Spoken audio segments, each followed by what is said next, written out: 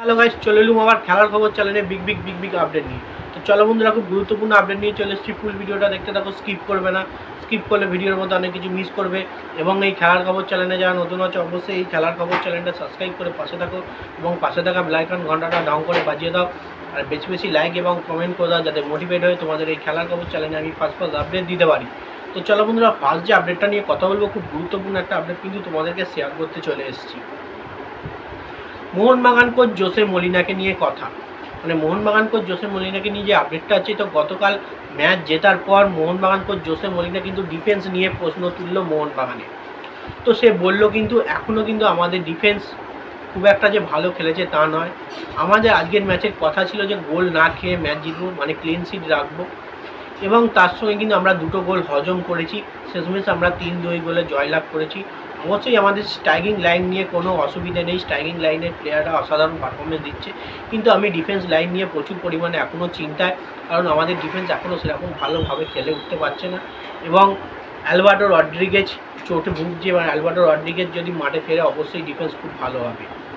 এবং এরামই কিন্তু বার্তা গতকাল ম্যাচের পর কিন্তু কোচ জোসে মলিনা, মোহনবাগানের কোচ জোসে মলিনা কিন্তু দিয়ে দিয়েছে, জোসে ফ্রান্সিসকো মলিনা।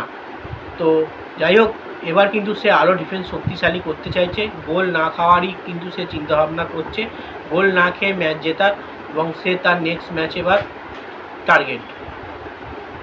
এবং এবার যে আপডেটটা নিয়ে কথা বলবো সেটা হচ্ছে নর্থ ইস্ট কোচ ফেদেরো বেনালিকে নিয়ে। তো নর্থ ইস্ট কোচ ফেদেরো বেনালিও কিন্তু ম্যাচের পরে প্রেস কনফারেন্সে জানিয়েছে অবশ্যই মোহনবাগান একটা বড় দলের বিপক্ষে খেলা, মানে একটা আমাদের খুব চাপে খেলতে হয়েছে এবং ওরা ম্যাচ জিতেছে 3-2 গোলে। তো অবশ্য আমাদের একটা ডিসিশান খুব খারাপ লেগেছে রেফারির ওই ডিসিশান নিয়ে কিন্তু আমি এখনও পর্যন্ত প্রচুর প্রশ্ন আমার মনে, কারণ ওইটা কিন্তু পুরোপুরি যে গোল ছিল বলে আমার মনে হয় না, ফাউল ছিল বলেই মনে হয়। তো সেক্ষেত্রে ওটা ছাড়া কিন্তু পুরোপুরি ভালো ম্যাচ হয়েছে। এবং তার সঙ্গে রেফারির ওপর কিন্তু দোষ দিয়েছে, ওই যেটা সুভাষিস বোস গোল করেছে সেটা কিন্তু কোচ ফেদেরো বেনালি, নর্থ ইস্ট কোচ, সেটা কিন্তু রেফারির ওপর দোষ দিচ্ছে, মানে সেটা নিয়ে কিন্তু এখনও অনেক প্রশ্ন তার মনে রয়েছে। তো যাই হোক, এই খেলা শেষ, এর রেজাল্ট হয়ে গেছে এবং আমরা খুব ভালো পারফরমেন্স দিয়েছি, ভালো খেলেছি।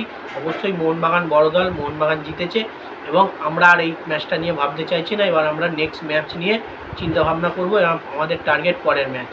এরমই কিন্তু বার্তা নর্থ ইস্ট কোচ ফেদেরো বেনালি কিন্তু জানিয়ে দিয়েছে গতকাল খেলা শেষে প্রেস কনফারেন্সে।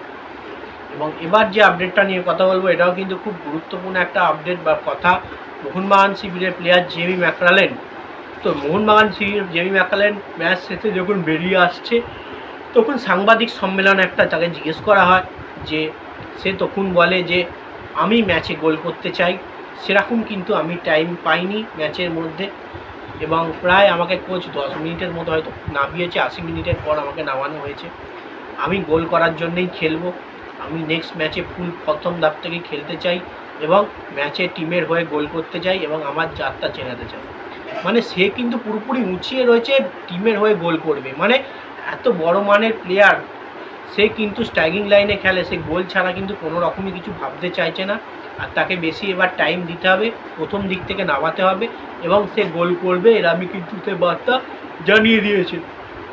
তো দেখা যাক জেমি ম্যাকরালেনকে পরের ম্যাচ থেকে প্রথম থেকে খেলায় কিনা, যেহেতু কালকের ম্যাচে ডেবিউ তার হয়ে গেছে, অভিষেক ঘটে গেছে এবং পরের ম্যাচে সে কিন্তু গোল করতে চায়, এমনই কিন্তু বার্তা সে দিয়ে দিয়েছে।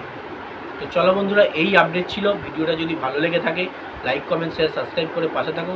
বাই, নেক্সট ভিডিও আবার দেখা হচ্ছে। আবার 5000 সাবস্ক্রাইব খুব তাড়াতাড়ি করে দাও, 5000 সাবস্ক্রাইব করে আমার ফ্যামিলি মেম্বার হয়ে যাও। বাই।